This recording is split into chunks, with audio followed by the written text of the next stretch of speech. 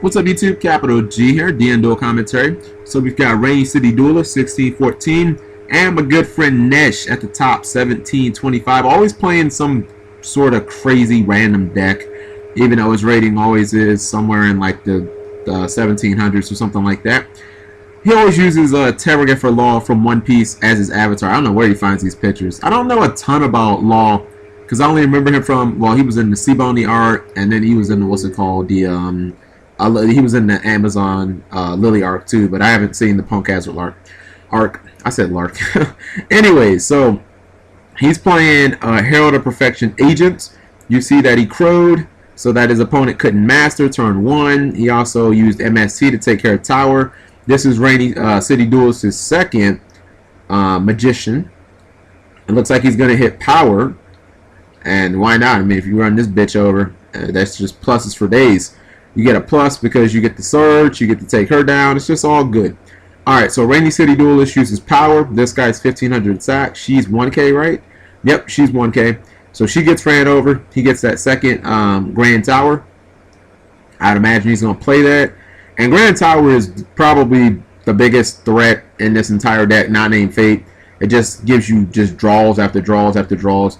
Now, Rainy City Duelist has used Reckless Greed, so he can't technically draw. But if you have this to make up for it, doesn't really matter. Now, it looks like he's going to Mind Crush Ness. Ness he won game 1, by the way, by the skin of his teeth for realsies. I imagine he's going to just call Venus because that's the known card in your opponent's hand. And he does call Venus. And you know what? Mind Crush is just really, really good against a Herald of Perfection deck because the second they activate a ritual spell, you can just call Herald of Perfection, and then it's like, okay, well, that takes care of that, right? So, looks like he has Gen of Ritual Arts, Orange Light, Advanced Ritual Art, and Preparation of Rites. So, he could activate Preparation of Rites, and that would get him the Herald of Perfection he needs. The question is, does he have enough to essentially, like, you can't just summon Herald of Perfection with like one fairy in your hand. It doesn't do enough. So unless you have at least a couple, it's really a lot of times not worth summoning. And the bigger problem for him is, even though his opponent, Rainy City Duelist, is locked down under Reckless Greed, and yeah, he could probably negate one of these Reckless Greeds. The problem is he's still going to be drawing from Spellbook. And he already used MST, and it doesn't appear he has another way to destroy the Spellbook Tower. So Nesh is kind of in a tight spot here. So I guess now they're talking about revealing of hands and whatnot. I usually just reveal my entire hand, or just put everything on field. I mean, I guess you're not obligated to do either one, technically, as long as you or your opponent can confirm that you don't have any more copies of Venus in your hand, which I would imagine that Nesh was going to summon.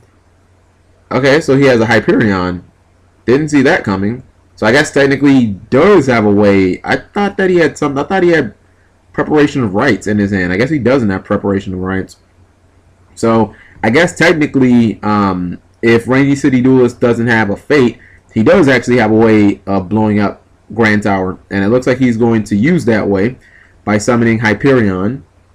Rainy City Duelist is thinking, I mean, obviously he could Warning, he could Bottomless, he could play some type of defensive trap that could get rid of Hyperion. Still a really good card. A lot of times it gets compared to Grapha. I don't think it's quite as good as Grapha, but it is still definitely a good card. It needs better support. Like, they need agents. I mean, you've got Hyperion, obviously is good, Venus, and Earth. And that's pretty much it. Like, nobody plays Jupiter and nobody plays the other ones. And then when you play Venus, it's like you got to play Shine Balls with her. So we need like a couple more like really good rank 2s to come out. Now you see that Rainy City Duelist immediately uses Fate on Master Hyperion, so he can't use his effect. There's no point of asking if he has a response because you know all the cards in his hand. You see that he's going to summon the Gen Releaser of Rituals and attack. I mean, that at least gets the what's it called? That at least crashes for the or that at least gets the blue boy off field. I don't know if I just would have, what's it called? If I just would have summoned that attack. A lot of times when I play Prophecy, I don't ever worry about Xyzing or anything like that because you can't really beat Prophecy with Xyz unless you just have a high damage Xyz like Susanoo. That's a high damage Xyz. Or I guess Giant Hand is a good one. But those are pretty much the only good ones against this deck. A lot of times raw damage, like i.e. not Xyzing and keeping you level 4s is better because when they use Fate, it's, you know, you can't Fate 2 monsters, you only Fate 1 monster. But if you condense all your resources into an Xyz, it's kind of easy to Fate you. Unless that Xyz is a Mega, of course. That's pretty much the only one that I can think of that pretty much won't be just crippled by Fate. Well, I mean, Logia, I guess. Alright, so anyways, he drew a card off of Grand Tower. Now he's going to activate Secrets. And from here, he put Fate back in his deck, I believe. He should be able to get another copy of Fate. Yep, he goes Blue Boy and then gets Fate. He's probably just going to set the Fate, knowing that he'll get another card next turn and that he can just use Fate on this chick if, you know, Nesh presses him. He can just Fate her. Or he can put Blue Boy face down and then just get another card. So he uses Fate on the attack declaration. 1, 2, 3, I assume. Okay, so I guess he's going to put Blue Boy face down. He only banished 2. And I mean, all he's going to do is just continue to stream, basically. You put Blue Boy face down, which I guess is just going to get you another copy of Secrets. And then you just put Fate back in the deck, and you just recycle what you did your last turn until you draw something better. So you see that Blue Boy was flipped. He's going to get Secrets. And I think he's going to do exactly what I said. He's going to put Fate right back in his deck. And basically you just recycle the play. You don't actually advance, but you got to think about this. When Reckless is up, then you're in a much better position. So Neff sets a couple of cards. I'm not buying those as legitimate cards. You see he's going to activate Tower. Well, he would have, but it got MST'd. So I believe this is turn 2 for for Reckless Greed. Nesh would need a way to cut off Blue Boy, because if he can't cut off Blue Boy, then he can just go, well, with only one face down, I might even go Power, to be honest, and just try and just see if you're bluffing. I believe Rainy City Duels just passed turn. I guess he figures Nesh can't OTK him, so, you know, like, what does it really matter? If the most you're going to do is just 1200 damage, then I can just chill. Now, although I do think Nesh has, I think Nesh has Orange Light in hand. He might be waiting to try and use that. So anyways, Mathematician is summoned. I think that's going to summon, I think it's going to put Stoic in the graveyard. And that's going to get him Blue Boy. I mean, it can get you Blue Boy or Justice, right? I think Justice is level 3. Temperance is level 3 also. Anyways, he gets Temperance, and then this is just a floater. Mathematician is so good. It is such a good card. And it's a fucking spellcaster. My goodness, it is such a good card. Makes me almost want to pick up the Prophecy deck. So, Mathematician runs over the releaser, and Nesh draws. Now he's got a lot of problems to deal with. Not only does his opponent have Temperance, but if you kill this, then you technically are going to let your opponent draw. That's no good. So you see that Hyperion comes down. He has more than enough cards. Okay, never mind. Doesn't matter. It gets blown up by Torrential. Does this have to be by your opponent's effect? When this card is destroyed by battle and sent to the graveyard. Huh. Okay, so yeah. Alright, well, it has to be by battle, so whatever. He doesn't get that effect, but it doesn't matter. It still got him the 1-for-1 he needed, which after dumping Stoic, it got him Temperance. That's pretty much all he wanted. I would imagine he's going to activate a spellbook. Wait, okay, looks like Nash might have something. I was going to say, I think he wants to probably activate a spellbook, and then he's probably going to use the effect to get World. And it looks like that's what he's going to do. He's going to activate Spellbook of Secrets. Once you get World out, like, it's practically impossible to lose. even if your opponent uses breakthrough skill, you still get 2 spell. Well, no. Even if your opponent uses breakthrough skill, you still got a big beater on board. If they bottomless it, okay, you still get a bunch of spellbooks back. So technically, you're still plus. Like I've really never seen anybody lose when they summon World. So you see, World hits the deck, right? So she's gonna get 2 spellbooks. Is that a she or a he? I guess I never really thought about gender when it came to World. And it looks like Nesh is gonna DD Crow one of them. I'm not gonna lie, I'm not really crazy about the DD Crow side deck. I against Prophecy. I say that because A, it's another card. Okay, never mind. He uses Divine Wrath on the DD Crow, getting rid of the Crescent, which it's not like he was gonna really use anyway, and gets a couple of spellbook cards. So I mean, you got to look at it like this. Tower basically just goes plus all day and night. So it's really like you're not even really paying for Divine Wrath, because eventually whatever janky spellbook you discard for Divine Wrath, you're just going to put it back in your deck and draw cards anyway. I don't like DD Crow against this because to me it doesn't seem like it does enough. Like, I'd rather side Fairy Wind, knowing that like my only target is this card right here, is the Tower. Like, Tower is that important to where I feel like if Prophecy doesn't get Tower early, they can't win. Like, a lot of times, if you go first and you have a Mind Crush or a Veiler or some way to turn off Blue Boy and an MST or some way to turn off this, they can't win. Like, you just summon as much shit as possible, and then they have to Reckless Greed sack you or some shit like that. So it's going to be interesting to see what Nesh does moving forward for Game 3. I don't recommend he plays the Crows. If I was playing against Prophecy, I would say maximize effect negation, because if you stop the Blue Boy train from rolling, like if you stop the initial summon, the deck loses a lot of power, or stop the initial search, and then Spell and Trap Destruction. Like, the only card you care about is Spellbook Tower. You know, like, you don't really need to blind MST or anything unless you're trying to go for game. So it looks like Nesh is up. And you also kind of wonder if he can put Herald of Perfection on board turn 1, how much advantage he'd be on too. So it looks like he summons, is that Sanju or Manju? He summons Sanju, which gets either one. Okay, that gets him Herald of Perfection, so that's a +1. It's not a bad opening, because even if this can't get over Blue Boy, so it's not a bad opening at all.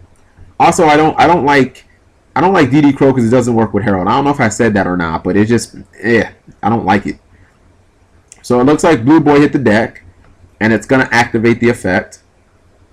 And worst case scenario, this kind of makes your opponent at least use some type of removal, because if you just attack, like, I mean, I guess they're either, I mean, I don't know if they would fade it. They would put Blue Boy face down, but then they lose their field advantage, and their only way of making it up is with a card like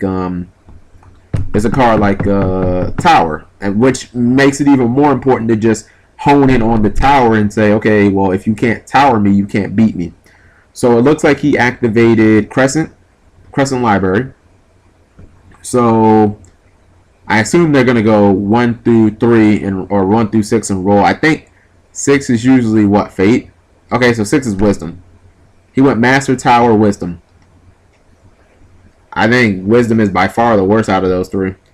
Unless you have Power, like, that's the only way that Wisdom is good. Is if you use Wisdom with Power, it's great, because then you can attack and you can call traps and know that your opponent is like fucked up. Unless they have Book of Moon, of course. Well, no, you can call spells too, I guess. Alright, so anyways, he activates Secrets. Then he activates Master. I guess Master is going to copy Secrets. I still think at some point he's going to get Power. Okay, so never mind. Looks like he gets DD Crowed. So he ain't copying shit now. And this changes things a little bit. Because he still kind of needs to get over. He needs to get over this guy. But a card like Wisdom, ain't gonna do it. So, like, I think Wisdom as live as his Herald of Perfection. So I guess they both technically have dead cards in hand. You see him activate Spellbook of Life. Okay, no, he's trying to summon High Priestess. Okay, so he revealed all of his spellbooks. He has Wisdom. He's got Fade. He's got a bunch of good ones. He's got Life in his hand. And it looks like he's just going straight to battle phase, knowing, I guess, that he has Wisdom to back him up. So he's going to attack with both. And it looks like both attacks were successful. And Rainy City Duelist sets one card in his back row, two cards in his back row. Royal Decree is flipped over. Although I'm not sure that, realistically, I'm not sure that Rainy City Duelist set any cards that are traps. I think that he probably set Wisdom and Fate. Now, he only has two in his graveyard, so he can't technically banish. Oh, Lord, did Nesh just pass? If Nesh just passed, he might lose this game. Oh, Lord, Nesh just passed. That is terrible. That is terrible, considering she can just blow this shit up with her effect.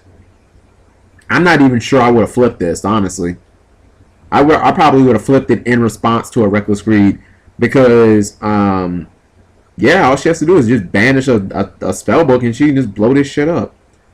Now, I'm not concerned about Nesh getting OTK'd or anything, and obviously if he gets Herald of Perfection on board, the duel changes completely.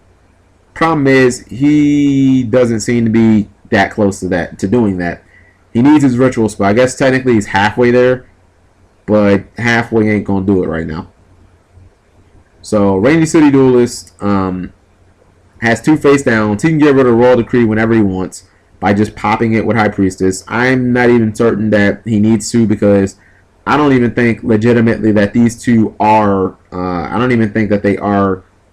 That they're what's it called? I don't even think that these are traps. I think that one of them is Fate, definitely. And I mean, maybe the other one is maybe the other one might be a trap, might be Phoenix from Windblast, or Reckless Greed. We've seen those throughout the duel too. I just don't necessarily know that I'm buying it. Let's say his opponent, let's say Nesh tried to like Dark Hole him, he could go Wisdom, right?